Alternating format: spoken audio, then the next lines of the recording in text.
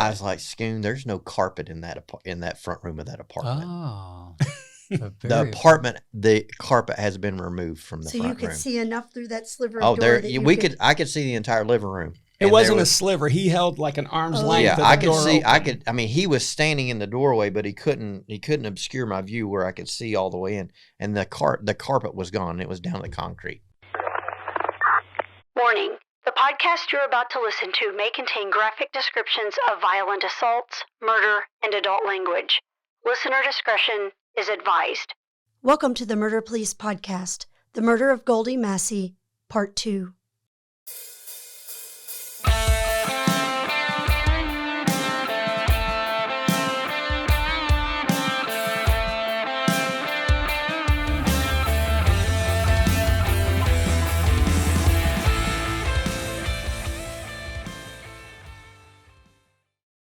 Is the first time that we went and interviewed him, and we were walking out the driveway. I looked at Chris and I'm like, "That son of a bitch did it," and we'll get into it. Yeah, and you're gonna know. But it was that feeling you get when you've talked to somebody and you're there and you see what you see and you talk to them and you're like, "He did it, man. We just got to prove it." You know what I mean?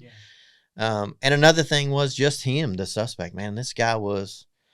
He was something. He's a talker. You know, Chris and I interviewed him the first time. I think it's like 3 hours long. I mean, he reminded me of some people that I've known over my life that just can talk about anything, right? You give them a topic, they can talk about it. And if you've done something, they've done something better. He was something. He either sold Amway or cars in his past. Yeah, probably. I'm just saying. And he was from Pike County. And I tell people all the time, this voice isn't made for radio, but I think what he found in this voice was a familiarity with this country accent because he was from Pike County, and he felt comfortable with me. And we absolutely we played that tune. Because Chris with his New York accent, you know. Which I don't have any longer. I've been here so long. I would disagree. I have an interpreter, something like a sign language interpreter that I'm going to bleed into this too so people can understand. We'll put subtitles in. There's an app for that, right? Exactly, yeah. And just for the listeners, I think what's neat about you feeling that with your intuition, I would argue that most of the time when we met people and really didn't automatically put them in a box. Am I right or wrong? That's correct. Most of the time we stayed, it didn't speak to you. So I'm going to go along with you that if it spoke to you, it probably really spoke to you. And what's neat about that was it wasn't in a controlled environment. It was at his apartment, you know. And we talked to him and just those little subtle things, and we'll get into it and it'll make sense. But I mean, we walked away and I told Chris, I'm like, this has got to be our guy. Right. And I was convinced. Here's the yin and yang between age and someone that is new in the unit. And he wasn't relatively new, but I had been bit in trial before that I focused on one suspect. Amen. And I was not going to do that with this case. Steve was on the money and I wasn't going to fall for it. That's all I have to say about it. But yeah, we did well together on this. Yeah. And you know, also in trial, that's a typical defense thing too, is that we've all focused on the one person. 100%. Even to the point where you'd have to testify about the eliminations you did to say that this is the only person, you know, if there was the only person left alive. But that's a common defense tactic because we just focused on my person. Oh yeah, you know, because they had blood and cuts all over them. Yeah, that drew my attention. So good stuff. Well, let's dive into it. So our victim was Goldie Massey. She was 50 years old. How did the call come out? Was it, you had mentioned missing person at one point. We know obviously she was murdered. So what did this call came out as, and which of you received it? Scoon started the whole thing. Yeah, thanks for that. He's blaming me. Can everyone hear this? Please witness this. That's what I said for years. Started it. Hence my divorce. No, so I was, so during the time robbery homicide, we received missing persons. We did assaults. We did homicides. We did robberies. And this is just a typical, even though the cold case was being created at that time, I was still receiving other reports and assaults. So during that time, I was still receiving missing person cases. And it came across my desk. On October 1st, a patrolman took a report for missing Goldie Massey. He got a call from her son, Zach Massey. He reported her missing on October 1st, but the last time he had seen her, originally, he said the 27th of September. We'll get into that kind of family dynamic in a little bit. So it takes some time once a missing persons report is written and collected. The process goes through reports, then it comes up to the sergeant, comes up to the lieutenant, and then it gets assigned a detective. It was assigned to me, and so I followed up on it and was reading the report, and I saw her son had reported her missing, and what's the typical Detective 101 is to call the person that reported the individual missing. So I did that, and Zach was telling me the story that his mother was supposed to babysit for them. He and his girlfriend, they were not married at the time. He and his girlfriend had a child in common. She was supposed to babysit for them on the 21st the next day, and she didn't show. Well, he said he waited a few days, and I asked him, why did you wait a few days? He said, well, sometimes she just is late. And I said, no, can you get in a little deeper for me? I need to know her personality. I need to know her profile, really. And when I say profile, I mean her habits, people she hangs out with, to see if she is at a high risk of any kind of violent crime. So he explained to me that she's been in a little financial trouble with she's an accountant. She's been in financial trouble with some farmers. They're in Bourbon County, and that she had taken some money from them when she was doing their taxes. And she didn't want them to report her because she was trying to work restitution off personally to them. I said, okay. He said, so she may have left for that reason, but she would have told me, but I haven't heard from her. I said, well, I see that you said you haven't seen her since the 27th. That was kind of confusing. She didn't show up till the 21st. And he made the report on October 1st. So already my curiosity is up. I said, okay, who was she last seen with? And he explained to me that she has a boyfriend named Paris Charles, that he came and picked her up, and he had called Paris to find out where he last had seen his mother. And Paris explained to him, and we call him Paris, so it's kind of a habit for me to say Paris, but it's Paris Charles. And he explained to Zach that he picked his mother up in Cynthiana on the street. She was acting kind of strange, but then they drove to, I know this is a surprise to everyone in the room, Jim and Rose's bar on Georgetown Street. Rose and Jim's bar. Rose and Jim's, okay. I hang out there. I guess there's good If you good know fries him, it's Jim or, and Rose's if yeah. you're a regular. Like Oh, there we go. there we go. It's dark, cigarettes, pool. Yeah, that's all you got to know. So they had a few beers there. And then she decided she wanted to go to her old residence on Range Court. He said he drove her over there and dropped her off. That's what he told Zach. Was she residing there? You said old residence. Well, she had just been evicted from there. So why do you want to go to your old residence if you don't reside there anymore? Again, you're the detective. Exactly right. That's exactly what we were wondering. And that's exactly what we asked Zach. I said, why would she want to go back? He explained that the landlord had put her stuff out on the curb, and he didn't know if she had anything left on the curb. So that's Zach's only theory. So at that point, that's the only thing we had at that time. So Paris just drops her off and leaves her, Yes. not knowing how she's going to get back to new Yes. residence or Yes. wherever. Yeah. And I had that call with Zach on October 5th or sometime between October 5th and 7th.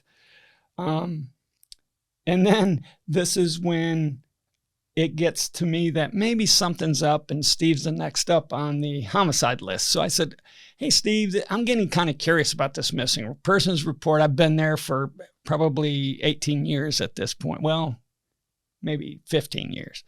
And I said, Steve, why don't you go with me on this? Because to me, it doesn't make sense. So Steve agreed.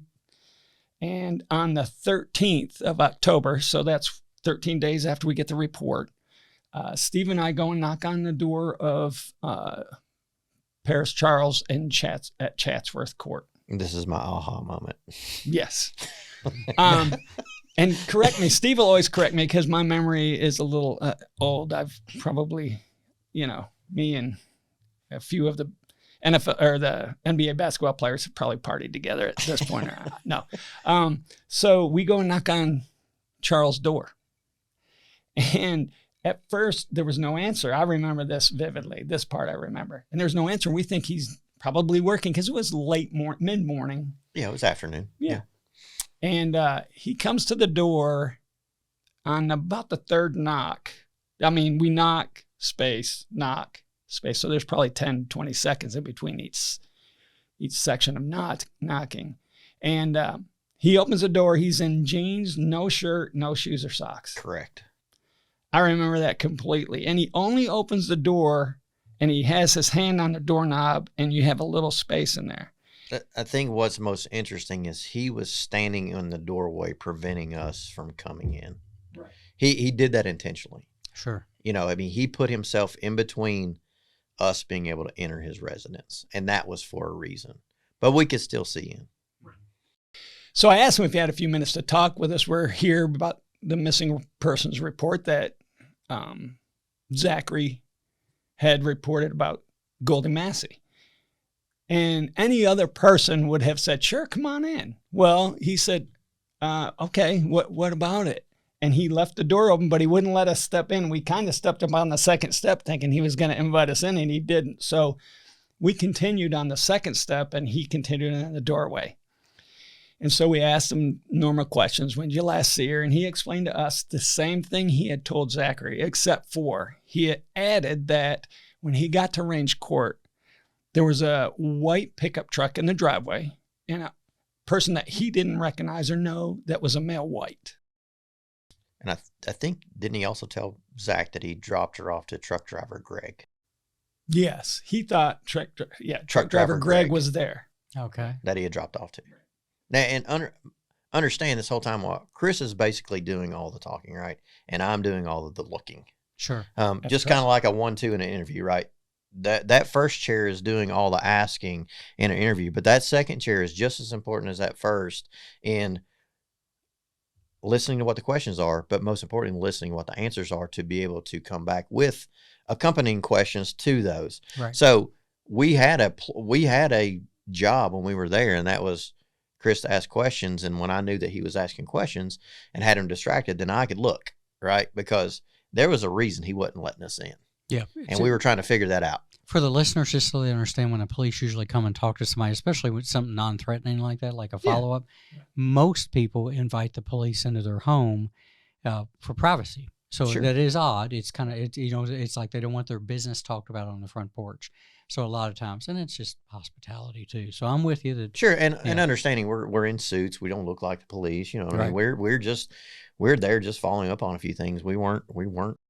And as any neighborhood, neighbors are looking out the window. They're coming and driving into their driveway. So out of politeness, the police, and I know the normal listener would say, no, they just want to get into the house. But that's not true. We just don't want them to have a reputation that, oh, the police were called again to our neighbors, right? That's not fair to anybody that lives in the neighborhood.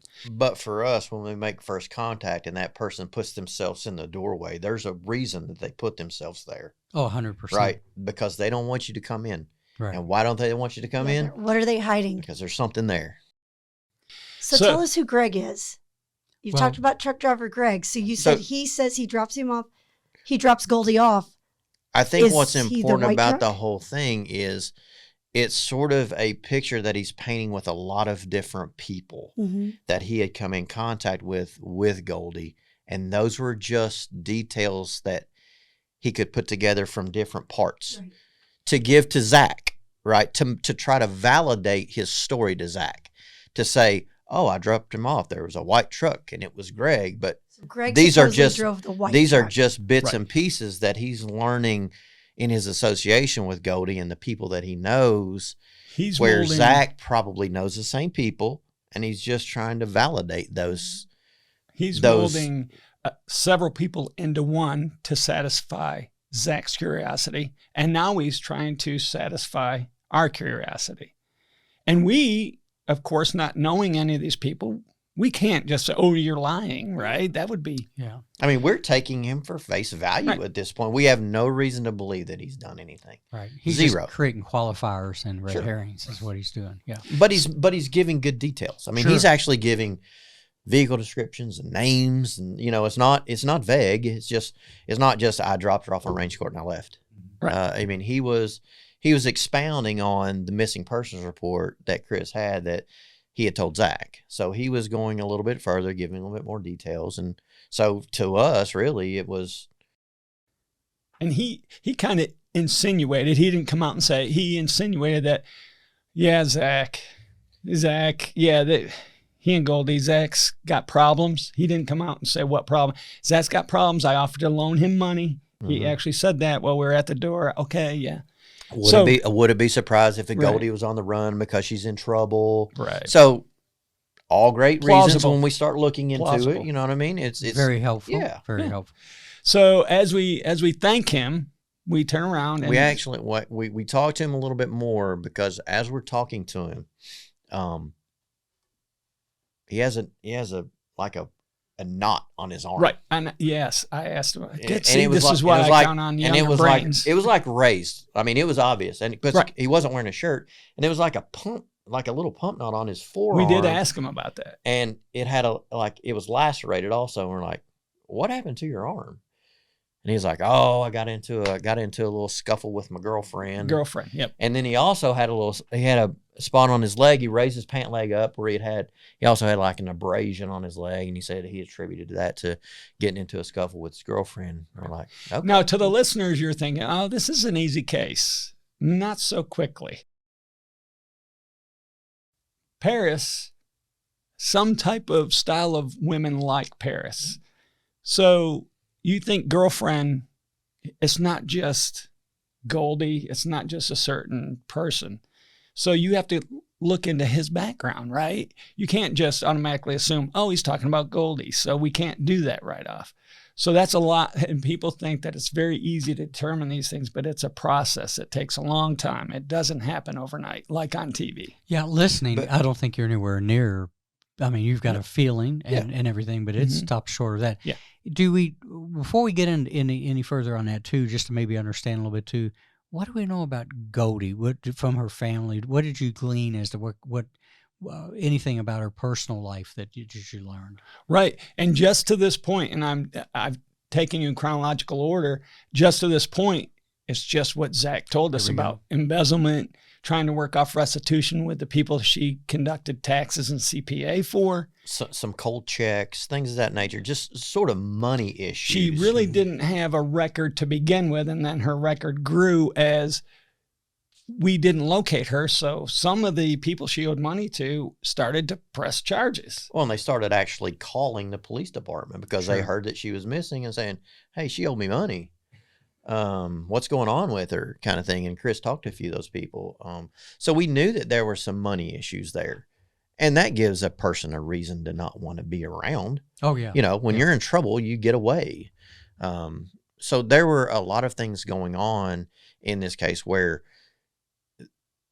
there are a bunch of different scenarios why she's missing. Right. I mean, Right.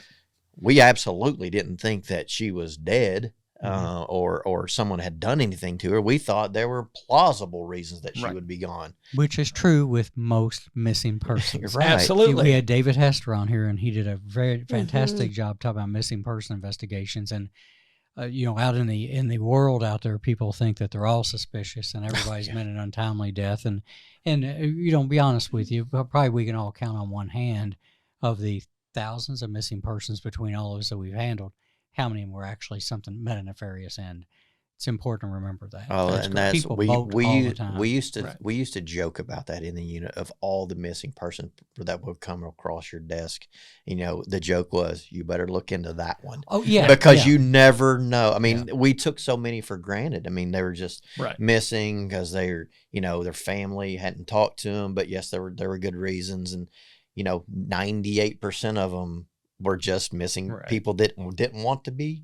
Anymore. No, and to be but clear, it was that one. It was that one that would bite you in the ass. You did diligently work. Yes, It's just at the end you would take a deep breath and Right. go, now I can go back to something else. You And don't that's want to be the reality. guy on national news, right? Who just counts the missing person. Yeah, Lexington Metro Police Detective Yeah. lost 4 people that were reported missing by a serial killer, right? You don't want to be that guy. No, so you do, and I think that's the bane of the existence. And what the real work is that people don't understand, because I think we educate people on that, is how much you spin your wheels in mud. Oh gosh. And, yeah. and it's raking leaves on a windy Yes. day. But you all said it best. That's part of the job. Mhm. And again, Sure. if somebody goes in and gets that assignment, like if they worked as hard as you did to get there, and they didn't like that, then you got to go, because Right. it is it. What I'm getting at is the reality of it is that when you do work all of those diligently and they terminate, we've found women that did leave 3 kids that they right believe they loved and a Right. husband, Yeah. and looked at you and said, I just like partying at 7th and Upper. And You I- have I- a right to do that's that. it, exactly. You- Yeah. You're an adult. So you know. yeah, I just wanted to clarify that is that Absolutely. there's that reality of what these things are, and then it's not TV and Hollywood again. Well, I do want to ask, you said the knot on the arm, and he said girlfriend. Were both of you all thinking girlfriend? I thought she was the girlfriend. Did you say, so did Goldie do that to No. you? No. We just let him we, talk. We just let him talk. Like we said, he's a talker, right? So Right. we just let him So when talk he says, and "Oh, I explain. got this and this on my leg," you just really go, "Oh, Okay. Oh, yeah, it's interesting. We're gonna But we're recording this. We're documenting this Yeah. as far as documentation. We're gonna do this, and so the conversation was not in front of anyone. It was when we got back to the car. Steve already had the aha moment, but I'm trying to get the answers from Charles Paris to get where our next step is for our next lead. And when we get to the car, tell him what you told, and you already told him this is our guy. But why did you say that? I was like, Scoon, there's no carpet in that front room of that apartment. Oh, The apartment, the carpet has been removed from the so front you could room. see enough through that sliver Oh, of door there that you I could see the entire living room. It And wasn't there a was- sliver. He held like an arm's Oh. length. Yeah, of the I could door see. open. I mean, he was standing in the doorway, but he couldn't obscure my view where I could see all the way in. And the carpet was gone. It was down to the concrete. which for the listeners that didn't take civics or take it seriously, that's a legal observation because Absolutely. you're legally where you're supposed to be. I was not That's in his correct. apartment. I was Exactly. outside of his apartment and looking when into you're a it. place you're legally entitled to be, your field of vision, everything carries you. You should be a detective. That's a pretty good clue. Exactly. How do you, Well, and looking back, obviously hindsight's 20/20. But in that moment, it was more of a, man, I can't believe that there's no carpet. I mean, we were kind of joking about it, but now, I mean, that was huge. You know, Right. it was huge, just to the fact of investigating further, knowing what we knew, seeing what we saw. That was Right. it all added up. So where did you leave it with him? Just thank you for your Thanks for time. your We'll time. get back Yep. to you Yep. if we need something. Yep. Right. Thank you very much. Hey, you know there's more to the story, so go download the next episode like the true crime fan that you are. The Murder Police podcast is hosted by Wendy and David Lyons and was created to honor the lives of crime victims, so their names are never forgotten. It is produced, recorded, and edited by David Lyons. The Murder Police podcast can be found on your favorite Apple or Android podcast platform, as well as at murderpolicepodcast.com, where you will find show notes, transcripts, information about our presenters, and a link to the official Murder Police Podcast merch store, where you can purchase a huge variety of Murder Police Podcast swag. We are also on Facebook, Instagram, and YouTube, which is closed caption for those that are hearing impaired. Just search for the Murder Police Podcast and you will find us. If you have enjoyed this podcast, please subscribe for more and give us 5 stars and a written review on Apple Podcasts or wherever you download your podcasts. Make sure you set your player to automatically download new episodes so you get the new ones as soon as they drop. And please tell your friends. Lock it down, Judy.